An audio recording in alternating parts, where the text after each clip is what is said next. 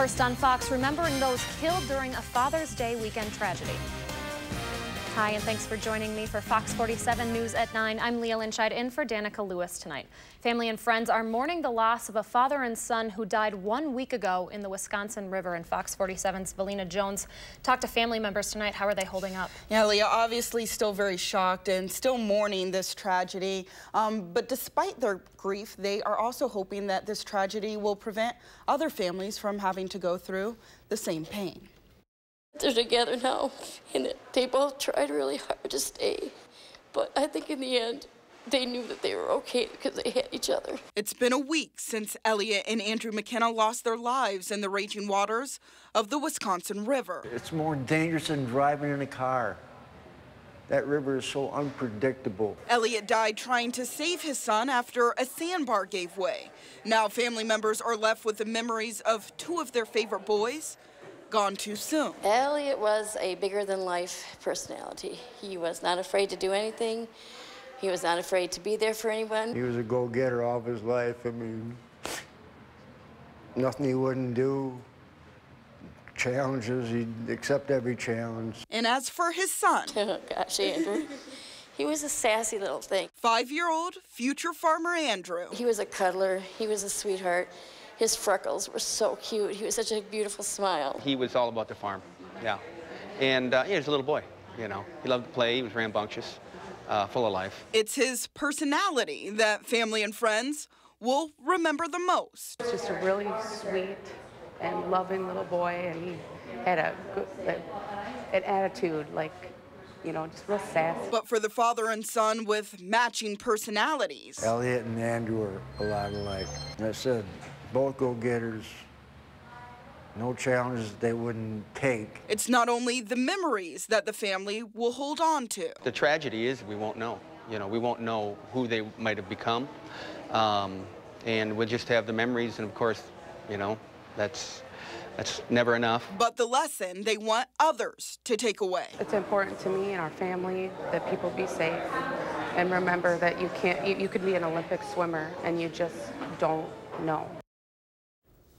The family has set up a GoFundMe account to help with funeral and other expenses, and you can help donate by visiting that site. We will put that information on our website, fox47.com. And a mission to help prevent future tragedies like last week's is seeing a positive result. A neighbor who lives on the river has already collected over 100 life jackets that will be placed by the park for anyone to use free of charge. The group called the Wisconsin River Rescue is still looking for donations. They also have a GoFundMe site set up, which is on the screen below. And so obviously going to continue with that, and hopefully they'll see a lot of donations. And that family is in our thoughts and prayers tonight. Absolutely. Thanks, Valia. Well, bail is set for $100,000 for the man accused of killing a pedestrian on East Washington Street last week. 25-year-old Adam Sutter made his first appearance in court today. Police said Sutter hit Sarah Wolf while she was crossing the street at East Wash and North Stoughton Road. Sutter had a red light. Other vehicles were stopped, and Mr. Sutter accelerated through the intersection, striking the victim. Sutter faces charges for first-degree homicide by intoxicated use of a vehicle. Sutter will be back in court on July 2nd. A wall collapse forced dozens of Beloit residents from their apartments late last night. The wall of a 140-year-old building on Grand Avenue collapsed, threatening the safety of next-door Britton House apartments just a few feet away. The fire department evacuated 45 people, but no one was injured. Workers are now trying to rebuild that wall, a process that could take several weeks. It's going to need some serious work done to it to make it safe again.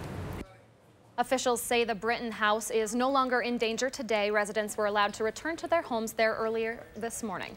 Well, Bob Lesh is here on the Fox weather deck with your first Foxcast. Bob, some leaguers saw a few showers at tonight's game, right? Yeah, well, there have been showers moving through for much of the day, actually, but they were very slow moving, at times heavy showers that only covered a small area at any given time. And currently, we are still seeing a patch of showers just to the west of Madison, and you can see those moving through Richland into Grant counties, and they'll continue for another hour or two before they finally fall apart, and our skies should clear cooler as we head through the night. Temperatures are still very comfortable. 67 in Madison and Watertown, as well as Juneau. 66 in Janesville and Mineral Point. 69 in Boscobel. Prairie du Chien still at 71. Our Foxcast for tomorrow morning looks like this. We'll drop down to 54 for the low, but lots of sunshine and a very pleasant day ahead tomorrow. Our high up to 78. That's your first Foxcast. Thanks, Bob. For the second time this week, a major Supreme Court decision is felt here in Wisconsin. The nation's highest court has ruled that same-sex couples have the right to marry in all 50 states. Wisconsin's gay marriage ban was struck down last year, so it was a relatively quiet day at the Dane County Clerk's office. But for some couples, today's ruling was big enough to bring them to the courthouse after decades of waiting. We've been together for 23 years. It's beneficial in our mind. Yeah, This means makes a lot. it official now. We wanted it to be where it was recognized everywhere, not just here. Today's decision was a 5-4 ruling, with Republican appointee Justice Anthony Kennedy siding with the court's 4 more liberal justices. Well, we start our team coverage of today's decision with Jessica Arp, who caught up with those who fought Wisconsin's law for months. She shares how those couples are celebrating tonight. So this was our very first lawsuit. Judy Tramp and Katie Haining began a memory book and a new chapter in Wisconsin's history when they joined as one of 8 plaintiffs fighting Wisconsin's same-sex marriage ban, which was overturned a year ago. Since then, they've added to the story. And then this was our wedding invitation. 2 brides are better than 1. Getting married in a capital ceremony in January. It was joyous to have our union blessed and supported by those who care the most about us. Then seeing each of the other 8 couples also get married, the last tying the knot just Saturday. And now a landmark decision by the U.S. Supreme Court. For LGBT people and for us in Wisconsin, what it means is that our marriages will be recognized wherever we go in the United States, which is a huge relief to us. Well, I'm very, very disappointed in this court. But those who fought against same-sex marriage say their fight isn't over. Governor Scott Walker calling the decision a, quote, grave mistake, and saying a constitutional amendment is necessary, saying states can decide the issue. Advocacy groups are also concerned about religious freedom protections. And I will guarantee you we will do everything we can to aggressively defend the religious freedom and individual conscience rights of citizens across this great state whose belief about marriage is that it's one man or one woman, and they should not be forced, coerced, or in any way bullied into giving acceptance, forced to be participants in, or to celebrate something that goes directly against their religious beliefs or their conscience rights. The plaintiff couples agree only on that their fight has not ended either, although they are ready to close the book on one thing. But when it comes to rights, the right that Judy and I have to get married and that our marriage is recognized in all 50 states is something that should not be questioned anymore. There's also movement among the Democrats in the state capitol to repeal the language in the current marriage amendment from Wisconsin's Constitution, and a Republican lawmaker considering a repeal of the state's domestic partner registry. Well, Governor Walker is calling for a constitutional amendment that would allow states to determine who can marry, but it could face long odds on Capitol Hill.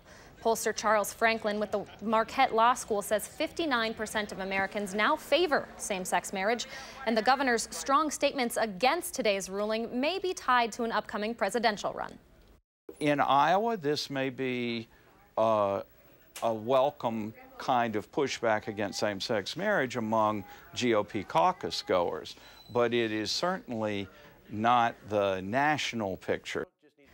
The governor told Fox News last night he plans to announce his decision on a White House run the week of July 13th. Well, for more than a decade, the debate over same-sex marriage in this country has taken several turns, from state bans to federal court decisions, and now a ruling by the Supreme Court. While this has been a legal debate for the nation, for gay couples, it's been less about words and more about lives. As Dave DeLozier tells us, today, those lives can finally move forward. So it has a lot of meaning for me. On 35 acres of land in Sauk County, you begin to understand the meaning of a decision made 900 miles away. The Supreme Court has put an end to the debate over same-sex marriage. Distance is almost irrelevant. Tom Scharbuck and Michael Dodd have watched this debate for more than a decade. And while they lived life together, they doubted if that life would include marriage. It's been interesting, sometimes painful. Like I say, and back then we never thought the day would come. We used to joke. about, yeah, we'll get married when it's legal in Texas. Or Wisconsin. In 2006, voters here would ban same-sex marriage, and they all but lost hope things would change. Well, last year, actually, we got tired of waiting, and we went to Minnesota and got married in March. But in a matter of months, things began to change very fast. When a federal judge ruled the ban unconstitutional. Be married under the law. And the Supreme Court agreed. There's no asterisk by my name anymore. You know, I'm a real, honest-to-God citizen. You know, when I went and fought for the country, there was an asterisk because I wasn't technically allowed in the military. Through highs and lows, debated in state houses and in Washington, a decision that has defined marriage. But now it means something a little different because the Supreme Court has said, yep, he's my husband. In Sauk County, this is Dave DeLozier. While the couple is pleased with today's ruling, Michael says he doubts the debate is quite over yet. They concede in the future, elected officials could move to amend the Constitution. Well, a weeks-long manhunt is almost over as police shoot and kill an escaped convict and close in on another. And hundreds, including the president, paying their respects to a state senator shot during the Charleston Church massacre. Thanks for watching Fox 47. We're back after this.